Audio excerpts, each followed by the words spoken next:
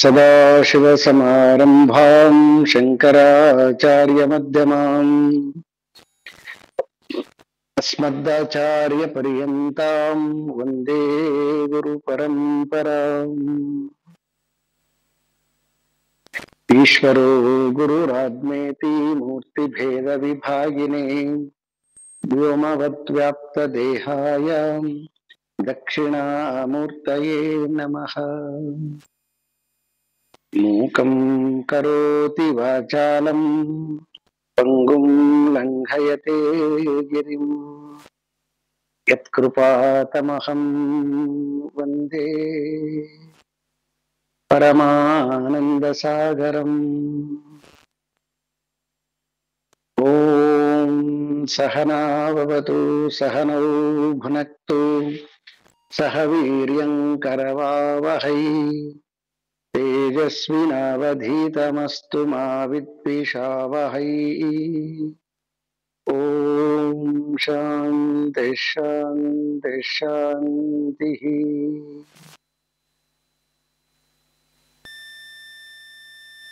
ಪರಮಾತ್ಮನ ಅನುಗ್ರಹದಿಂದ ಶ್ರೀಮತಿ ವಿಮಲಾ ಆನಂದ ಹಾಗೂ ಎಲ್ಲ ಪಂಚದಶಿ ಶ್ರೋತೃ ವರ್ಗವೇ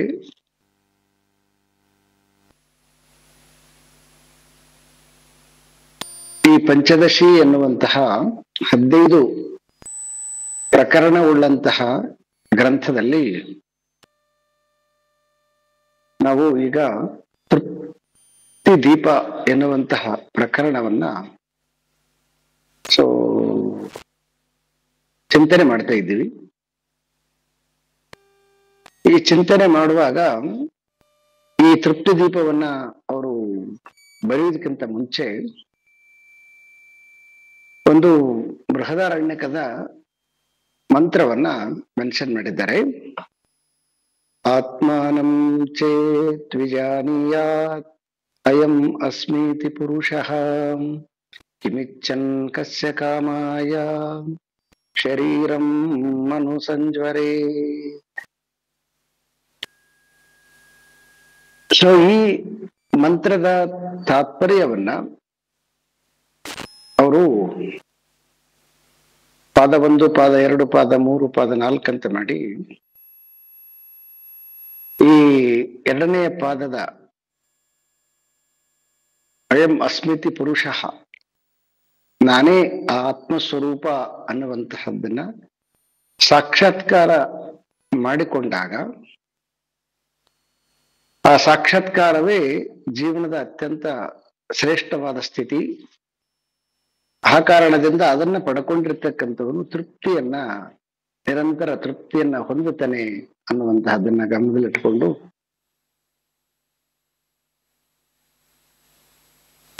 ಈ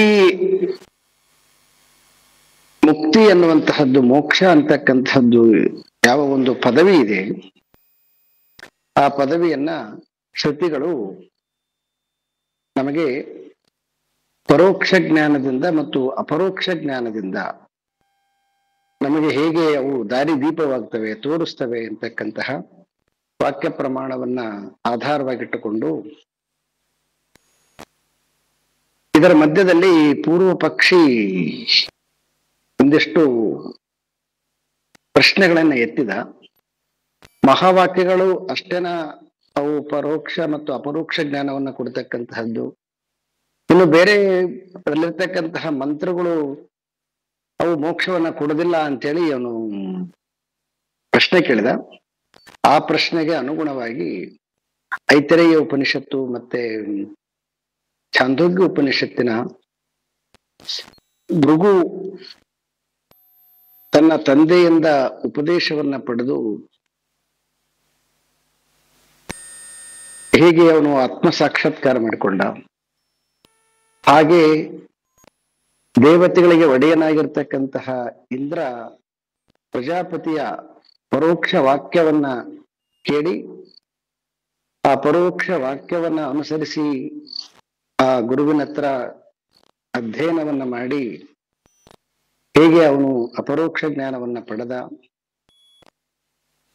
ಅಂತ ಹೇಳಿ ಈಗ ಲಾಸ್ಟ್ ವೀಕ್ ಅಲ್ಲಿ ಅವರು ಐತರೇಯ ಉಪನಿಷತ್ತಿನ ಮಂತ್ರ ಪರೋಕ್ಷ ಜ್ಞಾನ ಮತ್ತು ಅಪರೋಕ್ಷ ಜ್ಞಾನ ಓಎಂ ಆತ್ಮೇತಿ ಅಂತಕ್ಕಂಥದ್ದನ್ನ ಪರೋಕ್ಷ ಜ್ಞಾನವನ್ನಾಗಿ ಮಾಡಿ, ಆಮೇಲೆ ಪ್ರಜ್ಞಾನಂ ಬ್ರಹ್ಮ ಎನ್ನುವಲ್ಲಿ ಅದನ್ನ ಅಪರೋಕ್ಷ ಜ್ಞಾನವನ್ನ ತಿಳಿಸಿ, ನಾವು ಐತರೇಯ ಮಾತನಾಡುವಾಗ ಅದು ಬಹಳ ದೊಡ್ಡ ಉಪನಿಷತ್ತು, ನಾವು ಸುಮಾರು ಅದನ್ನ ಡಿಸ್ಕಸ್ ಮಾಡಲಿಲ್ಲ. ಅದನ್ನು ಆ ಒಂದು ಶ್ಲೋಕಕ್ಕೆ ಅನುಗುಣವಾಗಿ ನಮ್ಗೆ ಎಷ್ಟನ್ನ ಬೇಕಷ್ಟು ತಗೊಂಡು ಮಾತನಾಡಿದ್ವಿ. ಆದರೂ ಅದರಲ್ಲಿ ಒಂದಿಷ್ಟು ಗೊಂದಲಗಳಿದೆ. ಗೊಂದಲಗಳನ್ನ ಮತ್ತೆ ನಾವು ಐತರೇಯ ಉಪನಿಷತ್ತು ಏನಾದ್ರು ಮಾಡಿದ್ವು ಅಂತಂದ್ರೆ ಅವಾಗ ಅದನ್ನ ಡಿಸ್ಕಸ್ ಮಾಡಬಹುದು. ಇಲ್ಲ ಅಂತಂದ್ರೆ ನೀವು ಬೇರೆ ಎಲ್ಲಾದ್ರೂ ಓದಿ ತಿಳ್ಕೊಳ್ಬಹುದು. ಯಾಕಂದ್ರೆ ಬೇರೆ ಬೇರೆ ಉಪನಿಷತ್ತುಗಳಲ್ಲಿ ಒಂದು ರೀತಿಯಾಗಿರ್ತಕ್ಕಂಥ ಜಗದ ಉತ್ಪತ್ತಿಯನ್ನ ಹೇಳ್ತಕ್ಕಂಥ ಸಂದರ್ಭದಲ್ಲಿ ಈ ಅಂಬಸ್ ಅಂತಕ್ಕಂಥದನ್ನ ಬೇರೆ ಬೇರೆ ಅರ್ಥ ಮಾಡಿರ್ತಕ್ಕಂಥದ್ದು ಇದೆ.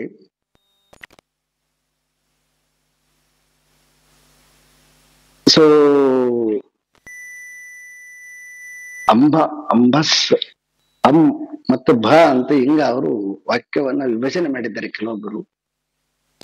ಅಂತಕ್ಕಂತಹದ್ದು ಪರಮಾತ್ಮ, ಭ ಅಂತಕ್ಕಂಥದ್ದು ಧರಿಸುವಂತಹದ್ದು. ಅಂದ್ರೆ ಪರಮಾತ್ಮನೇ ಆ ವ್ಯಾಕ್ಯೂಮ್ ಅಂದ್ರೆ ಆಕಾಶದ ಬಯಲಂತಂದ್ರೆ ಏನ್ ಇಲ್ದಿರ್ತಕ್ಕಂಥದ್ರಲ್ಲಿ ಒಂದು ರೂಪ ತಾಳಕ್ಕೋಸ್ಕರ ಸಲುವಾಗಿ ಹೇಗೆ ಅವನು ತನ್ನ ಶಕ್ತಿಯಿಂದ ತಾನು ಅದರೊಳಗಡೆ ಎಂಟ್ರಿ ಆದ ಅಂತಕ್ಕಂಥದ್ದನ್ನ, ಅದಕ್ಕ ಆ ತಾನೇ ತನ್ನಲ್ಲಿ ಸೇರ್ಕೊಂಡಿರ್ತಕ್ಕಂಥದ್ದು ಘನೀಭೂತವಾಗಿರ್ತಕ್ಕಂಥದ್ದು ಅಂತೇಳಿ ಹೀಗೆ ಅರ್ಥ ಮಾಡ್ತಕ್ಕಂಥದ್ದು ಬೇರೆ ಬೇರೆ ಇದೆ. ನಾವು ಆ ಸೃಷ್ಟಿ ಉತ್ಪತ್ತಿ ಕಡೆ ಅದನ್ನ ನಾವು ಹೆಚ್ಚು ಗಮನ ಕೊಡದೆ ಮಹಾವಾಕ್ಯದ ಕಡೆ ಗಮನವನ್ನ ಕೊಟ್ಟಿದ್ದೀವಿ. ಸೊ ಈಗ ಇದಾದ್ಮೇಲೆ ಆಚಾರ್ಯ ಶಂಕರರು ಈ ತತ್ವಮಸಿ ಮಹಾವಾಕ್ಯವನ್ನ ಈಗ ಇಲ್ಲಿವರೆಗೆ ನಾವೇನ್ ಮಾಡಿದ್ವಿ ಅಂತಂದ್ರೆ ಅವು ಪರೋಕ್ಷ ಜ್ಞಾನ ಮತ್ತು ಅಪರೋಕ್ಷ ಜ್ಞಾನವನ್ನ ಉಪನಿಷತ್ತುಗಳು ಹೇಗೆ ತಿಳಿಸ್ತವೆ ಅಂತ ಹೇಳಿದ್ವಿ. ಮತ್ತೆ ಈ ಮಹಾವಾಕ್ಯಗಳು ಹೇಗೆ ನಮಗೆ ಆತ್ಮ ಸಾಕ್ಷಾತ್ಕಾರವನ್ನ ಕೊಡುತ್ತವೆ ಅಂತಕ್ಕಂಥದ್ದನ್ನ ಈ ವಿದ್ಯಾರಣ್ಯ ಮುನಿಗಳು ಈ 70ನೇ ಶ್ಲೋಕದಿಂದ ಹಿಡಿದು ಸುಮಾರು ಒಂದು 9 ಶ್ಲೋಕಗಳು ಇಲ್ಲಿ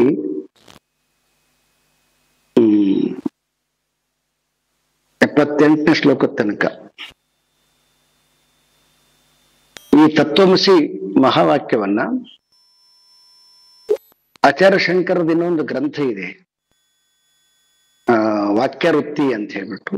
ವಾಕ್ಯವೃತ್ತಿ ಮತ್ತು ಲಘು ವಾಕ್ಯವೃತ್ತಿ, ಅಪರೋಕ್ಷ ಅನುಭೂತಿ, ಆತ್ಮಬೋಧ ಅಂತ ಹೀಗೆ ಸುಮಾರು ಗ್ರಂಥಗಳಿದಾವೆ. ಆ ವಾಕ್ಯವೃತ್ತಿಯ ಒಂದು ತುಂಪದ ಮತ್ತು ತತ್ಪದ ಆ ಒಂದು ಅದರಲ್ಲಿ ಅದನ್ನ ಡಿಟೇಲ್ ಆಗಿ ಅವರು ವಿವರಣೆ ಕೊಟ್ಟಿದ್ದಾರೆ. ಅದನ್ನ ಇಲ್ಲಿ ವಿದ್ಯಾರಣ್ಯ ಮುನಿಗಳು ಸೇಮ್ ಅದೇ ಶ್ಲೋಕಗಳನ್ನ ಡೈರೆಕ್ಟ್ ಆಗಿ ತಗೊಂಡಿದ್ದಾರೆ. ಸೊ ಈ ತತ್ಪದ ಮತ್ತು ತುಂಪದ ಇದನ್ನ ಹೇಗೆ ಅರ್ಥ ಮಾಡಿಕೊಳ್ಬೇಕು, ಯಾವ ರೀತಿಯಾಗಿ ಅದನ್ನ ಅರ್ಥ ಮಾಡಿಕೊಂಡಾಗ ಅದು ನಮಗೆ ಆತ್ಮ ಸಾಕ್ಷಾತ್ಕಾರವಾಗುತ್ತೆ ಅಂತ ಹೇಳಿ, ಸೊ ಇದನ್ನ ಈಗ ಮುಖ್ಯವಾಗಿ ಆಧಾರವಾಗಿಟ್ಟುಕೊಂಡು ಹೊರಟಿದ್ದಾರೆ. ಸೊ ಅದನ್ನ ತಿಳಿಲಿಕ್ಕೆ ಪ್ರಯತ್ನ ಮಾಡೋಣ ಅಂತ. ಶ್ಲೋಕ ನಂಬರ್ 70.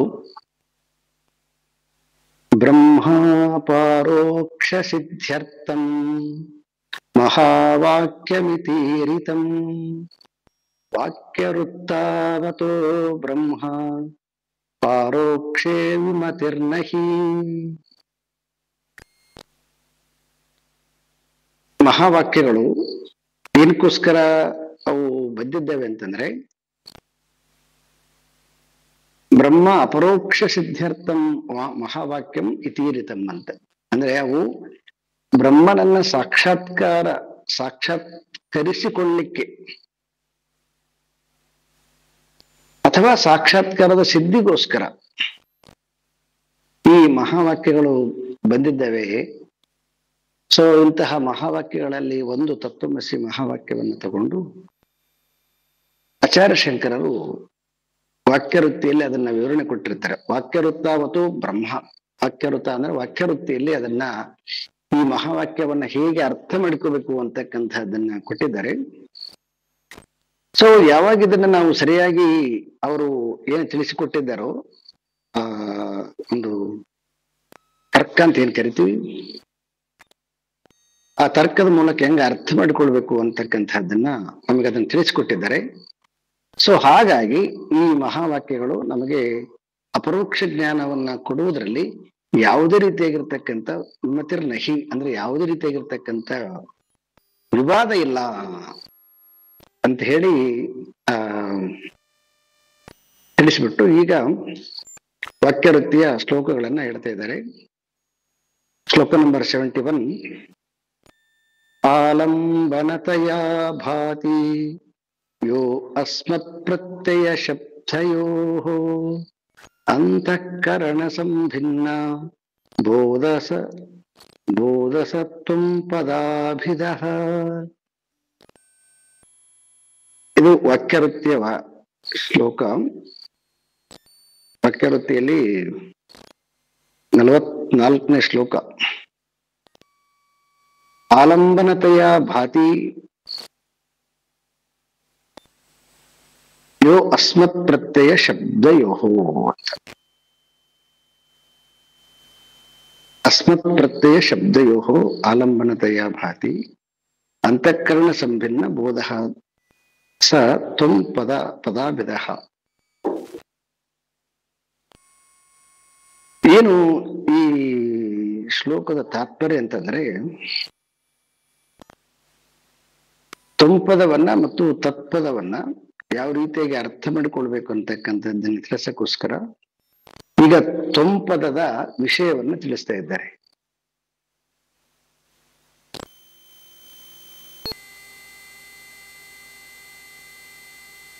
ಆಚಾರ್ಯ ಶಂಕರದು ಸ್ವಾಮಿ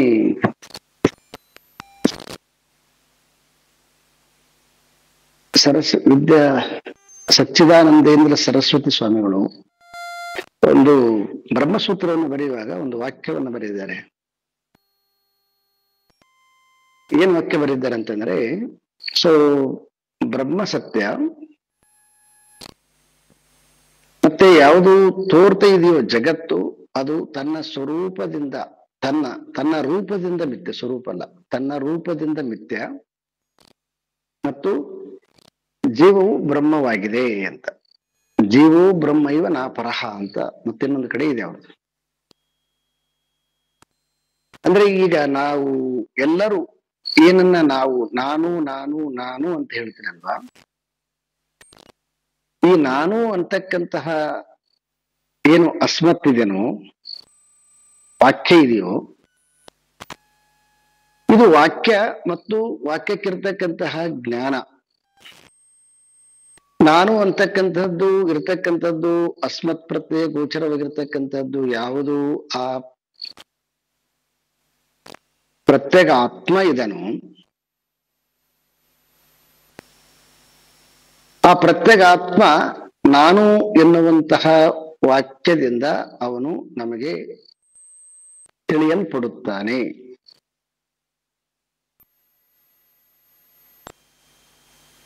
ಆದರೆ ಈಗ ನಮಗೆ ಆ ನಾನುವಿನ ಜ್ಞಾನ ಏನಾಗಿದೆ ಅಂತಂದ್ರೆ, ಆ ಜ್ಞಾನುವಿನ ಜ್ಞಾನ ನಮಗೆ ಅಸ್ಮತ್ ಅಂತ ಹೇಳಿದಾಗ ನಾನು ಅಂತಕ್ಕಂಥದ್ದು ನಮಗೆ ಅಜ್ಞಾನದಿಂದ ಆ ಪ್ರತ್ಯಗಾತ್ಮ ಮರೆಯಾಗಿ ನಮಗೆ ನಾನು ಅಂತಕ್ಕಂಥದ್ದು ನಮಗೆ ಜೀವಭಾವ ಸಹಜವಾಗಿ ಬಂದಿದೆ.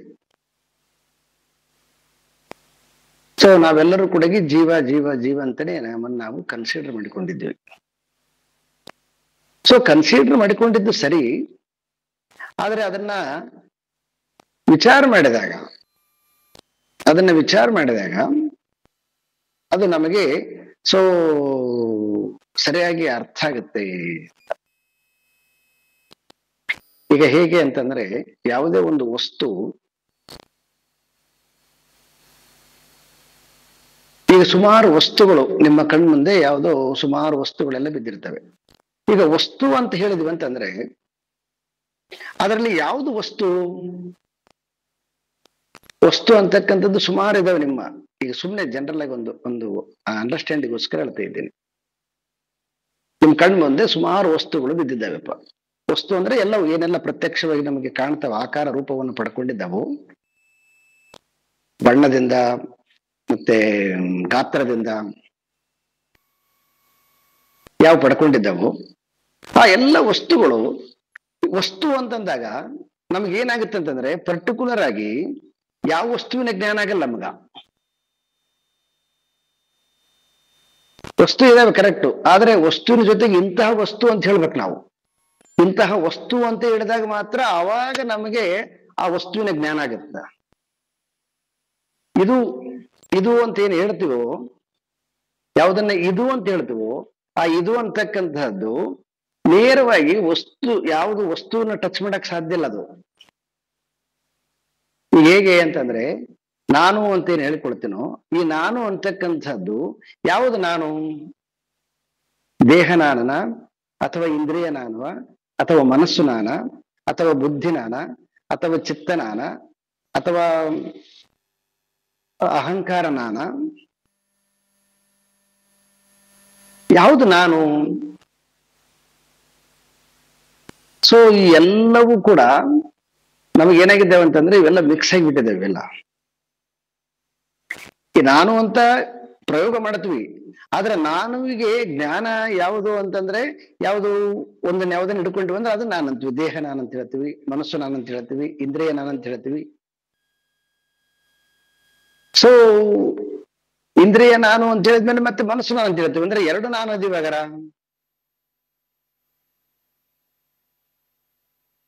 ಇದನ್ನ ಯಾವಾಗಲೂ ಕೂಡ ಈಗ ನಾವು ಮಿಕ್ಸಪ್ ಮಾಡ್ಕೊಂಡ್ಬಿಟ್ಟಿದ್ವಿ. ಇದನ್ನ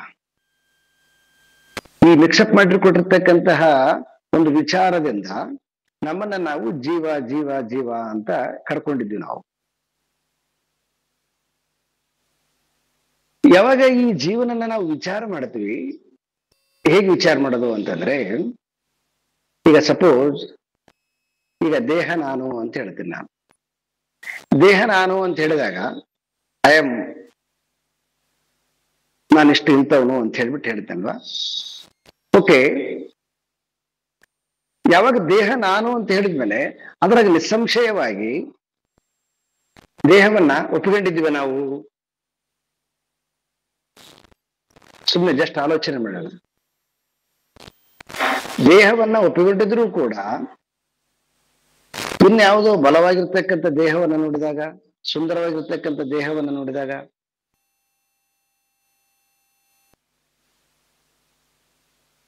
ಅವಾಗ ಏನಾಗುತ್ತೆ ನಮಗಂತಂದ್ರೆ, ನಾನು ಅಂತ ದೇಹ ಪಡ್ಕೊಂಡಿದ್ರೆ ಚೆನ್ನಾಗಿರ್ತಿತ್ತು ಅಂತ ಈ ಥಾಟ್ಸ್ ಬರ್ತದ.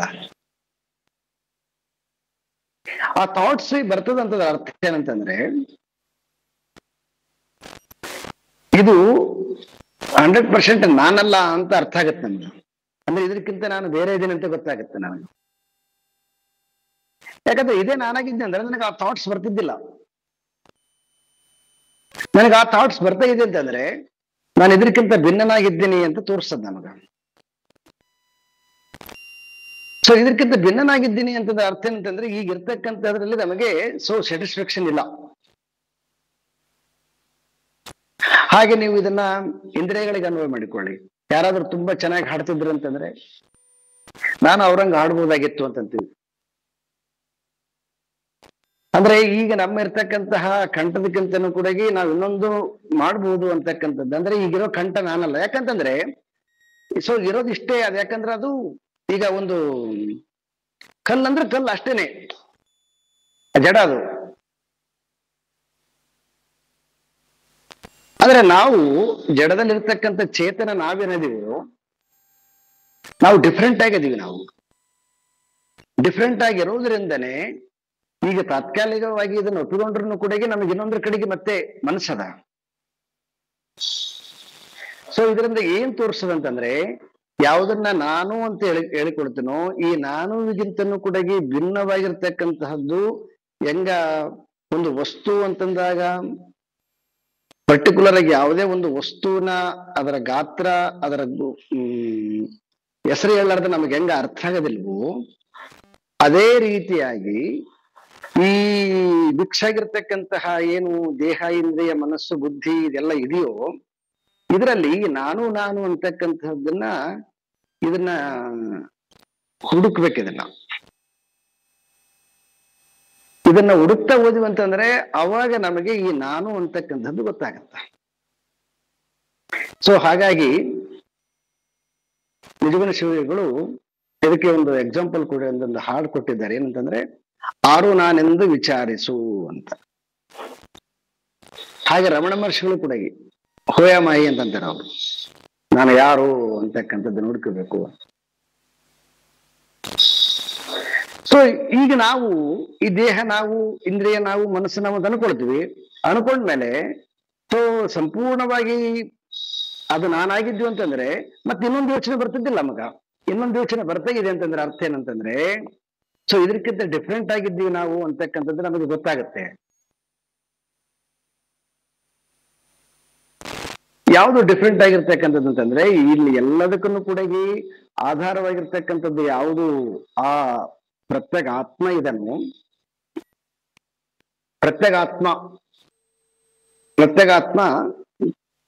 ತಂಪದಕ್ಕೆ ಆಧಾರವಾಗಿರ್ತಕ್ಕಂಥವನು, ತಂಪದಕ್ಕೆ ಅಧಿಷ್ಠಾನವಾಗಿರ್ತಕ್ಕಂಥವನು. ಈಗ ತಂಪದ ಅಂತಂದ್ರೆ ನಾವು ಜೀವ ಅಂತ ಅನ್ಕೊಂಡಿದ್ದೀವಿ. ಈ ಜೀವನಿಗೆ ಆಧಾರವಾಗಿರ್ತಕ್ಕಂಥವನು ಅಧಿಷ್ಠಾನವಾಗಿರ್ತಕ್ಕಂಥದ್ದು ಯಾವುದು ಆ ಪ್ರತ್ಯೇಕ ಆತ್ಮ ಇದೆಯೋ ಸೊ ಆ ಪ್ರತ್ಯೇಗಾತ್ಮನ ಬೆಳಕಿನಿಂದ ಇದೆಲ್ಲವೂ ಕೂಡ ಕಾಣಿಸ್ಕೊಳ್ತಕ್ಕಂಥದ್ದು ನಮಗೆ.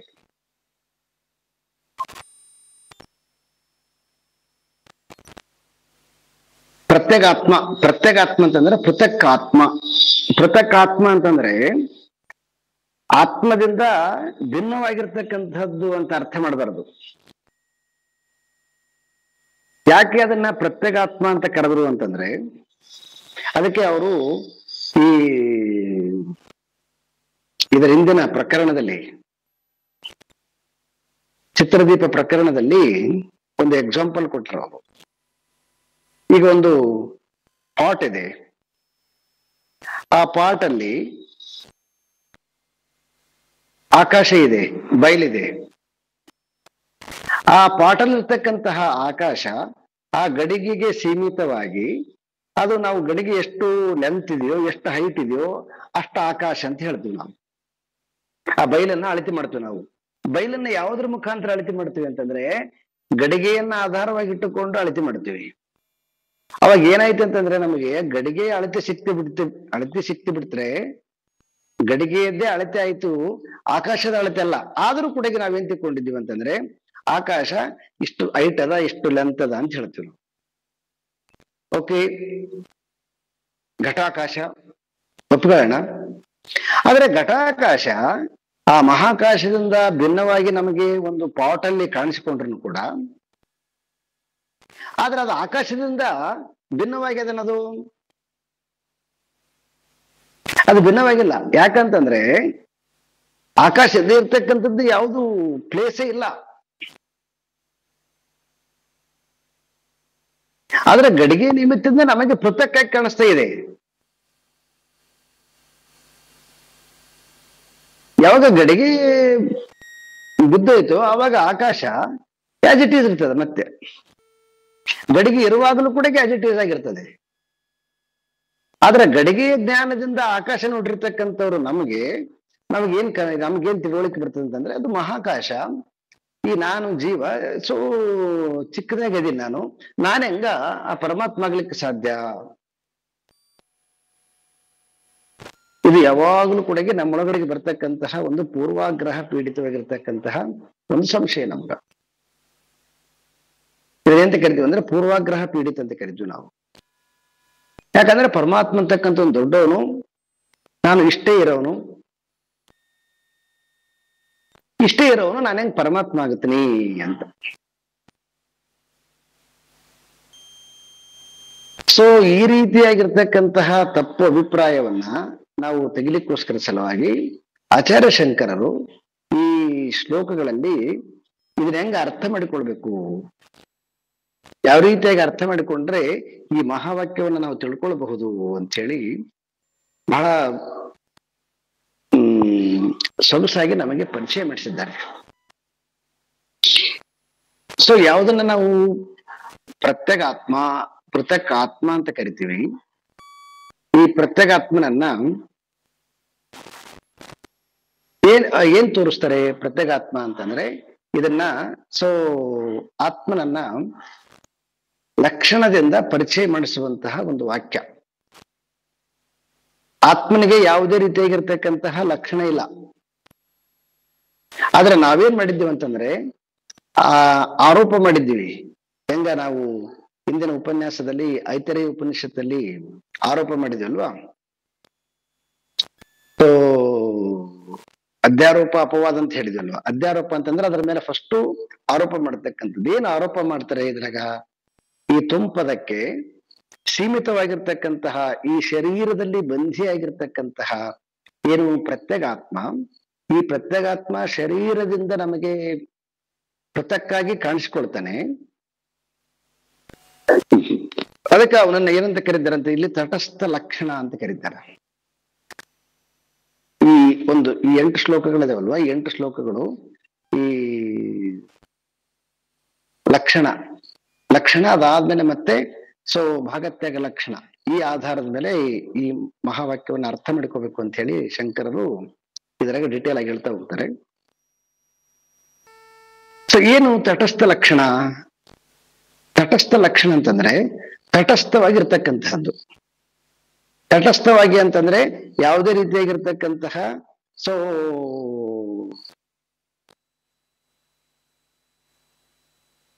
ಅಭಿವ್ಯಕ್ತಿ ಆಗದೇ ಇರ್ತಕ್ಕಂಥದ್ದು.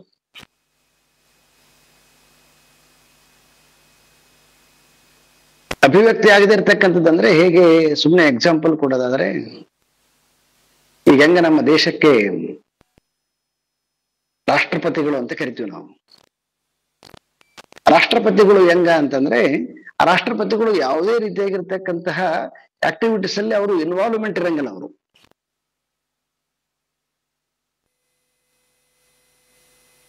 ಸೊ ಅದೇ ಸಂವಿಧಾನದ ಕೆಳಗಡೆ ಬರ್ತಕ್ಕಂತಹ ಪ್ರಧಾನಮಂತ್ರಿ ಹುದ್ದೆ, ಆ ಪ್ರಧಾನಮಂತ್ರಿ ಹುದ್ದೆ ಆಗೋದಿಲ್ಲ. ಅದು ಹೇಗಂತಂದ್ರೆ ಅದು ಸ್ವರೂಪ ಲಕ್ಷಣ ಅಂತ. ಅಧಿಕಾರ ಅಂದ್ರೆ ಏನು, ರಾಷ್ಟ್ರಪತಿ ದೊಡ್ಡದು ಅಧಿಕಾರ, ದೊಡ್ಡ ಪೀಠ ಇದೆ. ಅದು ಪೀಠ ಹೆಂಗದಂದ್ರೆ ಯಾವುದೇ ರೀತಿಯಾಗಿರ್ತಕ್ಕಂತಹ ಅಧಿಕಾರದ ಅದರಲ್ಲಿ ಛಾಯೆಗಳಿಲ್ಲ. ಆದ್ರೆ ಅದೇ ನೀವು ಪ್ರಧಾನಮಂತ್ರಿಗೆ ಬಂದ್ರಿ ಅಂತಂದ್ರೆ ಅದೇ ಹೇಗಂತಂದ್ರೆ ತನ್ನ ಅಧಿಕಾರದ ಎಲ್ಲ ವ್ಯಾಪ್ತಿಯನ್ನ ವೈಭವೀಕರಿಸ್ತದ. ಅದನ್ನ ನಾವೆಂತ ಕರಿತೀವಿ ಅದನ್ನ ಅಂತಂದ್ರೆ ಅದನ್ನ ಸ್ವರೂಪ ಲಕ್ಷಣ ಅಂತ ಕರಿತೀವಿ. ಹಾಗೆ ಇಲ್ಲಿ ನಮ್ಮ ಒಳಗಡೆ ಇರ್ತಕ್ಕಂಥದ್ದು ಯಾವುದು ಪ್ರತ್ಯೇಗಾತ್ಮ ಇದನೋ, ಈ ಪ್ರತ್ಯೇಗಾತ್ಮ ತಟಸ್ಥನಾಗಿದ್ದಾನೆ ಅಂತಂದ್ರೆ ಅವನು ಕೇವಲ ಸೊ ಕಾರಣನಾಗಿದ್ದಾನೆ ಅಂದ್ರೆ ಮತ್ತೆ ಕಾರ್ಯಕಾರಣ ಸಂಬಂಧ ಅಲ್ಲ. ಅದಕ್ಕೆ ಅವರು ಮುಂದೆ ನೆಕ್ಸ್ಟ್ 8ನೇ ಅಧ್ಯಾಯದಲ್ಲಿ ಇದೇ ಈ ದೀಪ ಪ್ರಕರಣದಲ್ಲಿ 8ನೇ ಅಧ್ಯಾಯದಲ್ಲಿ ಅವ್ರು ಬಹಳ ಚೆನ್ನಾಗಿ ಹೇಳ್ತಾರೆ. ಒಂದು ಎಕ್ಸಾಂಪಲ್ ಕೊಡ್ತಾರೆ ಅವರು ವಿದ್ಯಾರಣ್ಯ ಮುನಿಗಳು.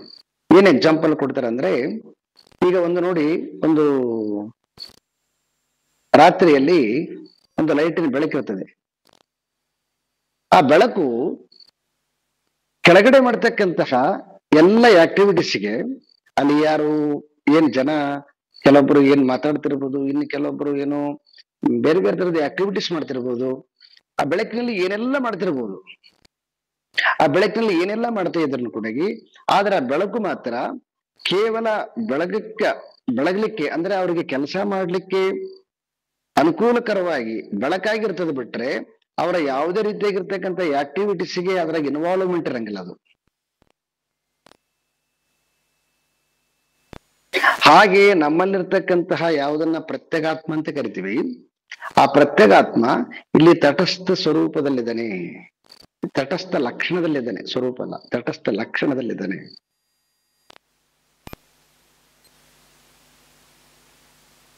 ಯಾಕೆ ತಟಸ್ಥ ಲಕ್ಷಣ ಅಂತಂದ್ರೆ, ತಟಸ್ಥ ಅಂತಕ್ಕಂಥ ಅರ್ಥ ಏನಂತಂದ್ರೆ, ಅದ್ರದ್ದು ನಾವು ಪೂರ್ಣ ಅರ್ಥ ನೋಡಿದ್ವಿ ಅಂತಂದ್ರೆ, ಇಡೀ ಪರಮಾತ್ಮನ ಲಕ್ಷಣವೇ ಅದು ಕೇವಲವಾಗಿರ್ತಕ್ಕಂಥದ್ದು. ಅದ್ರಾಗ ಯಾವುದೇ ರೀತಿಯಾಗಿರ್ತಕ್ಕಂಥ ಆಕ್ಟಿವಿಟೀಸ್ ಇಲ್ಲ. ಮತ್ತೆ ಯಾಕೆ ಇಲ್ಲಿ ತಟಸ್ಥ ಲಕ್ಷಣ ತೋರಿಸ್ತಾ ಇದ್ದಾರೆ ಅಂತಂದ್ರೆ, ನಾವು ಜೀವಭಾವದಿಂದ ಇರುವ ನಮ್ಮ ಜ್ಞಾನಕ್ಕೆ, ನಮ್ಮ ಒಂದು ತಿಳುವಳಿಕೆಗೋಸ್ಕರ ಸಲುವಾಗಿ ಇಲ್ಲಿ ನಮಗೆ ಅದನ್ನ ಪರಿಚಯ ಮಾಡಿಸ್ತಿದ್ದಾರೆ ಅದನ್ನ. ಸೊ ಹಾಗಾಗಿ ಈ ಪ್ರತ್ಯೇಗಾತ್ಮ ಅಂತ ಏನ್ ಕರಿತೀವಿ, ಈ ಪ್ರತ್ಯೇಗಾತ್ಮ ಇಲ್ಲಿ ತಟಸ್ಥನಾಗಿರೋದ್ರಿಂದ, ಈ ತಟಸ್ಥನಾಗಿರ್ತಕ್ಕಂತಹ ಆತ್ಮನ ಮೇಲೆ ಅಜ್ಞಾನದಿಂದ ಯಾವುದನ್ನ ನಾನು ಅಂತ ಕರ್ಕೊಂಡಿದ್ದೀನಿ, ಆ ಜೀವ, ಆ ಜೀವನ ಕಾರವಾರ ಎಲ್ಲನೂ ಕೂಡ ನಡೀತಾ ಇದೆ ನಮ್ಮ ಜೀವನದಲ್ಲಿ. ಅವನೇ ಅಹಮು, ಅವನೇ ಕರ್ತ, ಅವನೇ ಭೋಕ್ತ, ಅವನೇ ಮಂಥ, ಅವನೇ ಶ್ರೋತ, ಅವನೇ ಜ್ಞಾತ, ಅವನೇ ದ್ರಷ್ಟು. ಈ ಎಲ್ಲ ಆಕ್ಟಿವಿಟೀಸು ಇದೆಲ್ಲನೂ ಕೂಡ ಅದೇ ಬೆಳಕಿನಲ್ಲಿ, ಹೆಂಗ ಲೈಟಿನ ಬೆಳಕಿನ ಕೆಳಗಡೆಗೆ ಹೆಂಗೆ ಆಕ್ಟಿವಿಟೀಸ್ ಇದಾವೋ ಹಾಗೆ ನಮ್ಮೊಳಗಡೆಗೆ ಆ ಪ್ರತ್ಯೇಗಾತ್ಮ ಅಂತಕ್ಕಂಥದ್ದು ಬೆಳಕಿದೆ. ಬೆಳಕು ಅಂತಂದ್ರೆ ಬರೀ ಬೆಳಕು ಅಂತ ಅರ್ಥ ಮಾಡ್ಕೊಬಿಟ್ರಿ, ಅದು ಜ್ಞಾನ. ಆ ಜ್ಞಾನ ಇದೆ, ಬರೀ ಜ್ಞಾನ ಅಲ್ಲ ಅದು, ಮತ್ತದು ಎಲ್ಲವೂ ಅದು.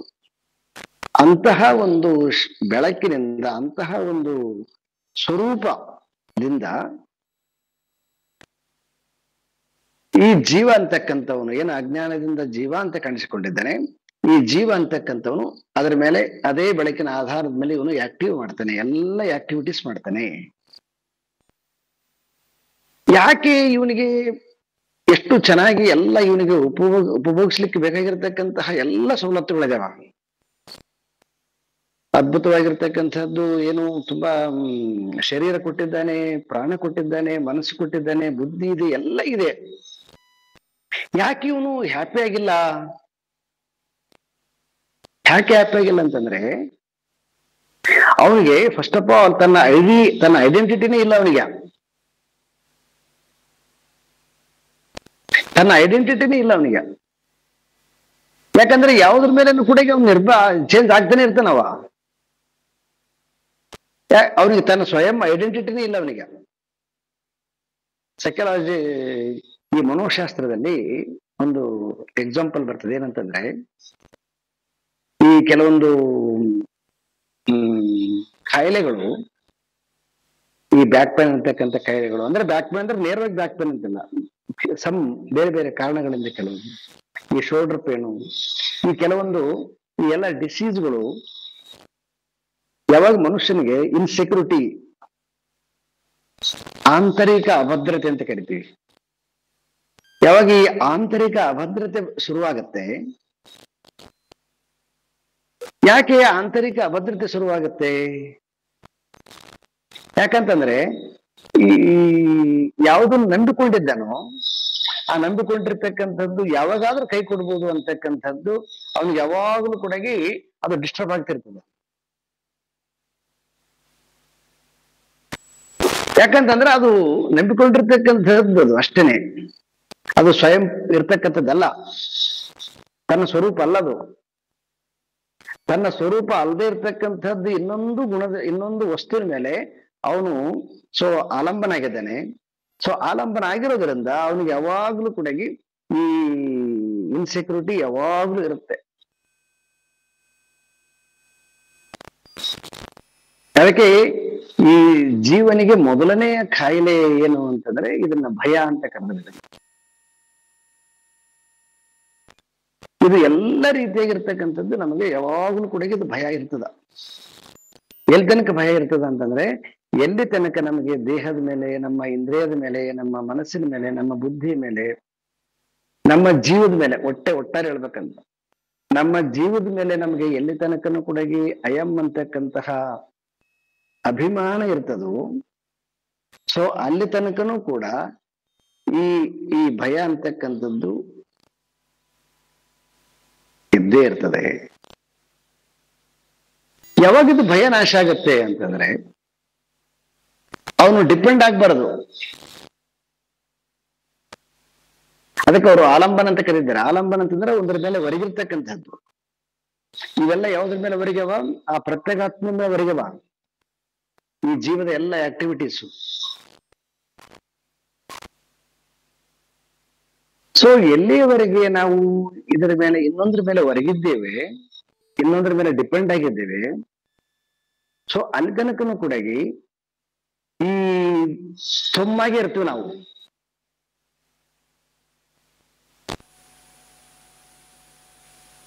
ಯಾವಾಗ ನಾವು ಅಂತಕ್ಕಂಥದ್ದನ್ನ ತೆಗೆದು ಆ ತತ್ತಂತಕ್ಕಂಥದ್ದನ್ನ ಯಾವಾಗ ನಮಗೆ ಜ್ಞಾನ ಬರ್ತಂತಂದ್ರೆ ನಮಗೆ ಈ ಶಾಸ್ತ್ರ ಕೇಳೋ ತನಕನೂ ಕೂಡ ಗೊತ್ತಾಗೋದಿಲ್ಲ.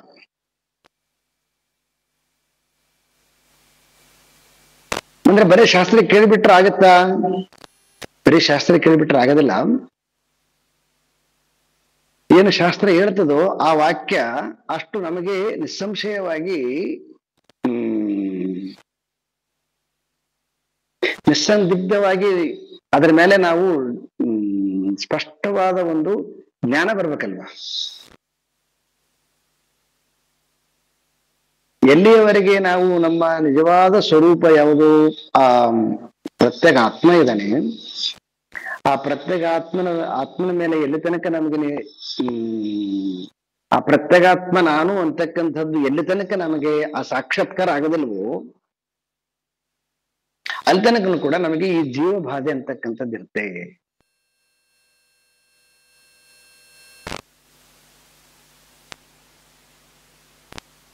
ಇದು ಹೋಗಕ್ ಸಾಧ್ಯನೇ ಇಲ್ಲ.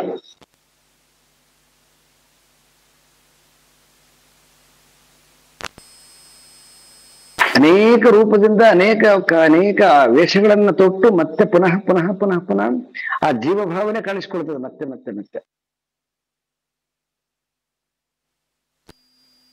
ಸೊ ಎಲ್ಲಿ ತನಕ ನಮಗೆ ಶಾಸ್ತ್ರ ಶ್ರವಣ ಬೇಕು ಅಂತಂದ್ರೆ, ಎಲ್ಲಿ ತನಕ ನಾನು ಆತ್ಮಸ್ವರೂಪ ಅಂತಕ್ಕಂಥದ್ದು ನಮಗೆ ನಿರ್ಧಾರ ಆಗದಿಲ್ವೋ ಅಲ್ಲಿ ತನಕನೂ ಕೂಡ ಮತ್ತೆ ಮತ್ತೆ ಮತ್ತೆ ಮತ್ತೆ ನಮಗೆ ಈ ಶಾಸ್ತ್ರ ಚಿಂತನೆ ಬೇಕಾಗತ್ತೆ. ಸೊ ಆ ಕಾರಣದಿಂದ ನಾವು ಉಪನಿಷತ್ತುಗಳನ್ನೆಲ್ಲ ನೋಡಿದಾಗ 9 ಸಾರಿ ಓಂಕಾರ ಉಪದೇಶ ಮಾಡಿದ್ರು, 36 ವರ್ಷ ಒಬ್ಬನ ತಪಸ್ ಮಾಡಿದ, 1 ಜನ್ಮ ತಪಸ್ ಮಾಡಿದ, 3 ಜನ್ಮ ತಪಸ್ ಮಾಡಿದ, ಹೀಗೆಲ್ಲ ಕೇಳ್ತೀವಿ ನಾವು. ಏನಿದು ತಪಸ್ಸಂದ್ರೆ? ತಪಸ್ಸಂತಂದ್ರೆ ಏನೋ ಕಣ್ಮುಚ್ಕೊಂಡು ಕೂಡೋದಲ್ಲ. ತಪಸ್ಸು ಅಂತಕ್ಕಂದ್ರೆ ಅರ್ಥ ಅಂತಂದ್ರೆ ಎಲ್ಲಿ ನಮಗೆ ಭಯದ, ಎಲ್ಲಿ ನಮಗೆ ದುಃಖದ, ಅದನ್ನ ದಾಟಬೇಕದನ್ನ. ಅದರ ಮೂಲ ಕಾರಣ ಏನು ಹುಡುಕ್ಬೇಕದನ್ನ. ಇದು ರಿಸರ್ಚ್. ಇದನ್ನ ತಪಸ್ಸು ಅಂತ. ಎಲ್ಲಿ ನಾವೇನ್ ಮಾಡ್ತೀವಿ ಅಂದ್ರೆ ಕೆಲವೊಮ್ಮೆ ನಮಗೆ ಈ ನಾಲೆಡ್ಜು, ಶಾಸ್ತ್ರದ ನಾಲೆಡ್ಜ್ ಇಲ್ಲದೆ ಇದ್ದಾಗ ಸೊ ಕಾಂಪ್ರಮೈಸ್ ಆಗ್ತೀವಿ ನಾವು. ಕಾಂಪ್ರಮೈಸ್ ಆಗೋದು ದೆನ್ ಅಗೇನ್ ಮತ್ತೆ ಅದೇ ಪ್ರಾಬ್ಲಮ್, ಮತ್ತೇನು ವ್ಯತ್ಯಾಸ ಇಲ್ಲ ಅಲ್ಲಿ, ಸೇಮ್ ಕಂಟಿನ್ಯೂ ಆಗುತ್ತೆ ಮತ್ತೆ ಅದು. ಆದ್ರೆ ಯಾರು ಧೀರ ಇದನೋ, ಯಾರು ಉತ್ಸಾಹಿ ಇದನೋ, ಯಾರು ಜಿಜ್ಞಾಸು ಇದನೋ, ಆ ಜಿಜ್ಞಾಸ ಆಗಿರ್ತಕ್ಕಂಥವನು ಏನ್ ಮಾಡ್ತಾನಂತಂದ್ರೆ ಅವನು ಇದಕ್ಕೆ ಕಾರಣವನ್ನು ಹುಡುಕ್ತಾನ. ಇದಕ್ಕೆ ಕಾರಣವನ್ನು ಹುಡುಕಿ ಆ ಕಾರಣವನ್ನು ತೆಗಿಬೇಕು ಅವನು.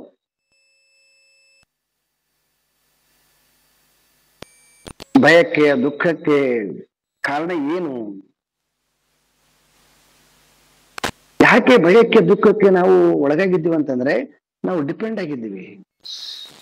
ಸೊಸೈಟಿ ನಮ್ಮ ಹೆಂಗ್ ನೋಡುತ್ತೇನು, ಸೊ ನಾವು ಹೇಗ್ ಬದುಕ್ತೀವೇನೋ, ಇವೆಲ್ಲ ಸುಮಾರು ನಮ್ಗೆ ಗೊತ್ತಾಗದಂತೆ ಅನೇಕ ರೀತಿಯಾಗಿರ್ತಕ್ಕಂತಹ ಇವ್ರ ಮೇಲೆ ನಮ್ಗೆ ಅಭಿಮಾನ ಅದ. ಮತ್ತೆ ನಮಗೆಲ್ಲ ಗೊತ್ತದ ಏನು ಬರೀ ಬದುಕಕ್ಕೋಸ್ಕರ ಜೀವನನ ಅಂತಂತೀವಿ, ಕರೆಕ್ಟು. ಆದರೂ ಕೂಡ ಏನು ಬದುಕನ್ನ ತುಂಬಾ ವ್ಯವಸ್ಥಿತವಾಗಿ ಮಾಡಿಕೊಂಡಿದ್ದೀವಲ್ವಾ, ಆ ವ್ಯವಸ್ಥಿತವಾಗಿರ್ತಕ್ಕಂತಹ ಬದುಕಿನಿಂದ ವಿಡ್ರಾ ಮಾಡಿಕೊಳ್ಳಕ್ಕೆ ನಮಗೆ ಆ ಶಕ್ತಿ ಇಲ್ಲ. ಅದಕ್ಕೆ ನೋಡಿ ನಾವು ಎಕ್ಸಾಂಪಲ್ ಕೊಡೋದಾದ್ರೆ ಬುದ್ಧನನ್ನು ನೋಡ್ತೀವಿ ನಾವು. ಅವನಿಗೇನಂತ ಪ್ರಸಂಗ ಬರಲೇ ಇಲ್ಲ, ಆದ್ರೆ ಬೇರೆಯವ್ರ ನೋಡಿ ಅವನ ಆಲೋಚನೆ ಮಾಡಿದ. ಒಬ್ಬ ರಾಜನಾಗಿರ್ತಕ್ಕಂಥವನು ಪ್ರಜೆಗಳಿಗೆ ದುಃಖ ಬಾರದಂತೆ ಇರಬೇಕು, ಅದು ನಿಜವಾದ ರಾಜತ್ವ. ಆದ್ರೆ ಈ ಮುಪ್ಪು ಬರ್ತಾ ಇದೆಯಲ್ವಾ, ಕಾಯಿಲೆ ಬರ್ತಾ ಇದೆಯಲ್ವಾ, ಸಾವು ಬರ್ತಾ ಇದೆಯಲ್ವಾ, ದುಃಖ ಇದೆಯಲ್ವಾ, ನಾನು ಪ್ರಜೆಗಳಿಗೆ ನಿರ್ಭೀತರಾಗಿ ದುಃಖ ರಹಿತರಾಗಿರಂತ ಹೆಂಗ್ ಹೇಳಕ್ ಬರುತ್ತೆ? ಸೊ ಹಾಗಾಗಿ ಅವನು ಒಂದು ರಾತ್ರಿಯಲ್ಲಿ ಡಿಸೈಡ್ ಮಾಡಿಬಿಟ್ಟ. ಡಿಸೈಡ್ ಮಾಡಿದ ಅದ್ರ ಅರ್ಥ ಏನು, ಅದನ್ನ ಹುಡುಕಕ್ ಶುರು ಮಾಡಿದ ಅಂತ.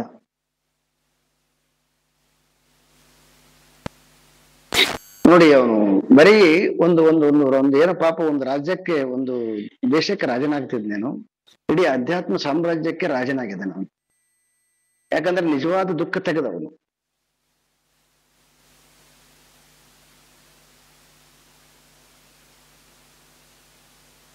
ಸೊ ಆ ಕಾರಣದಿಂದ ಈ ನಮ್ಮ ಡಿಪೆಂಡೆನ್ಸಿ ಯಾವುದ್ರ ಮೇಲೆ ಡಿಪೆಂಡ್ ಆಗಿದ್ದೆವು, ಈ ಡಿಪೆಂಡ್ ಆಗಿರ್ತಕ್ಕಂತಹ ವಸ್ತುಗಳ ಮೇಲೆ ನಮಗೆ ತಿಳಿಲಾರ್ದನೆ ಅಜ್ಞಾನವಶಾತ್ ಅದ್ರ ಜೊತೆಗೆ ನಮಗೆ ಅಟ್ಯಾಚ್ಮೆಂಟ್ ಅದ.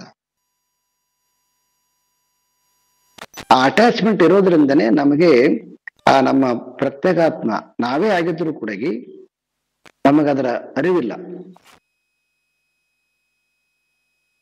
ಸೊ ಎಲ್ಲಿಯವರೆಗೆ ನಾವು ನಮ್ಮನ್ನ ನಾವು ವಿಚಾರ ಮಾಡಿದ್ವೋ, ಎಲ್ಲಿಯವರೆಗೆ ಇದನ್ನ ನಾವು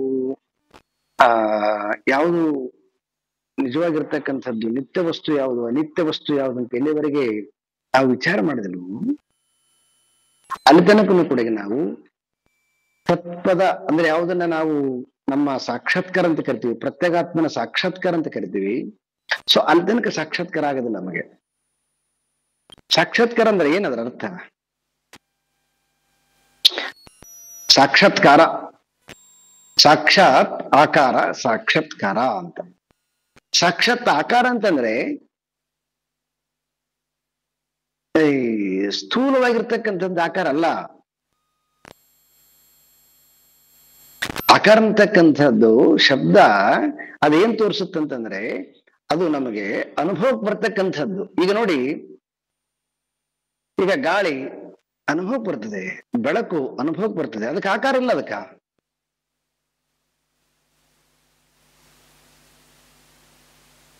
ಇದು ನಮಗೆ ಬಹಳಷ್ಟು ಈ ಶಬ್ದಗಳು ನಮಗ ತಿಳುವಳಿಕೆ ಇಲ್ಲಾರ್ದೇನೆ ಹಿಡ್ಕೊಂಡಿರ್ತಕ್ಕಂಥವು.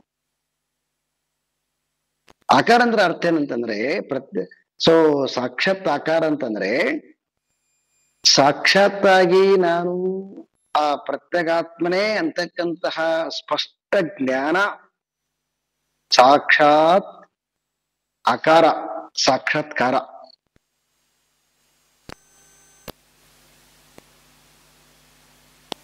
ಆ ಸ್ಪಷ್ಟವಾಗಿರ್ತಕ್ಕಂತಹ ಜ್ಞಾನದ ದರ್ಶನ ಆಗಿರ್ತಕ್ಕಂಥದ್ದನ್ನೇ ಆತ್ಮದರ್ಶನ, ದೇವದರ್ಶನ, ಪರಮಾತ್ಮ ದರ್ಶನ ಅಂತ ಅನೇಕ ರೀತಿಯಾಗಿರ್ತಕ್ಕಂಥ ವರ್ಣನೆ.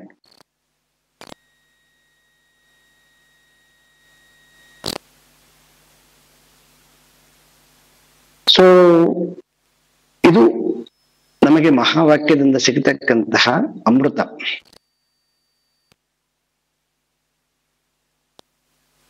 ಆಚಾರ್ಯ ಶಂಕರರು ಈ ಶ್ಲೋಕದಲ್ಲಿ ಈ ನಾನುವಿಗೆ ಮತ್ತು ನಾನು ಎಂತಕ್ಕಂತಹ ಜ್ಞಾನಕ್ಕೆ ಯಾವುದು ಸಾಕ್ಷಿಯಾಗಿದೆಯೋ, ಯಾವುದರಿಂದ ಈ ನಾನು ಅಂತಕ್ಕಂತಹದ್ದು ತೋರ್ತಾ ಇದೆಯೋ, ಆ ತೋರೋದಕ್ಕೆ ಸಾಕ್ಷಿಯಾಗಿರ್ತಕ್ಕಂಥದ್ದು ಯಾವುದು ಆ ಪ್ರತ್ಯೇಕ ಆತ್ಮ ಇದನೋ, ಆ ಪ್ರತ್ಯೇಗಾತ್ಮನನ್ನ ಈ ತತ್ವಮಸಿ ಮಹಾವಾಕ್ಯ ನಮಗೆ ಸ್ಪಷ್ಟವಾಗಿ ತಿಳಿಸಿಕೊಡುತ್ತೆ.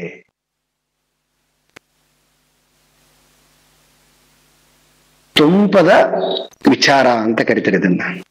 ಇದೇ ರೀತಿಯಾಗಿ ಯಾವುದನ್ನ ನಾವು ಪ್ರತ್ಯೇಗಾತ್ಮ ಇಲ್ಲಿ ಆತ್ಮ ಅಂತ ಕರ್ಕೊಂಡಿದ್ವಿ, ಇದೇ ಆತ್ಮ ನಾವು ಯೂನಿವರ್ಸಲ್ ಆಗಿ ಈಗೇನ್ ಮಾಡಿದ್ವಿ, ನಾವು ಇಂಡಿವಿಜುವಲ್ ಆಗಿ ಇದನ್ನ ಹೆಂಗ ಹುಡುಕ್ಬೇಕು ಅಂತಕ್ಕಂಥದ್ದನ್ನ ಸ್ವಲ್ಪ ಮಟ್ಟಿಗೆ ತಿಳ್ಕೊಂಡ್ವಿ.